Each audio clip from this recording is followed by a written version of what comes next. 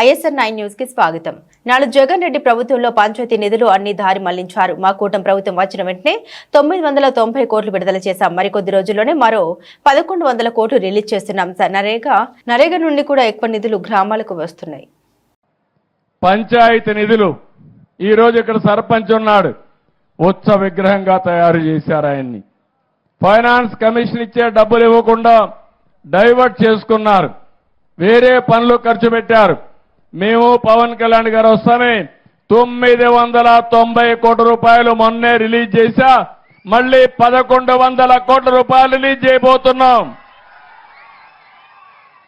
అంటే దగ్గర 2100 కోట్ల రూపాయలు రాబోతుంది.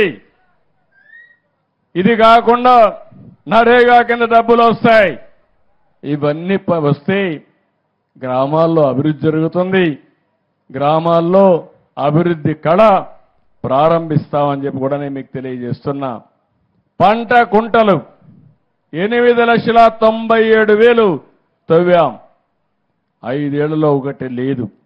హార్టికల్చర్ పనులైతే 3,60,000 ఎకరాలకు ఇచ్చాం, 5 ఏళ్లలో 1 ఎకరాకి ఇవ్వాల. ప్రతి ఒక్క దిక్కడ ఏవైతే ఈరోజు మహాత్మా గాంధీ జాతీయ గ్రామీణ ఉపాధి హామీ పథకం ఉందో నోటీస్ బోర్డులు పెట్టాం, ఊర్లలో సోషల్ ఆడిట్ చేశాం, ప్రజా చైతన్యం తీసుకొచ్చాం.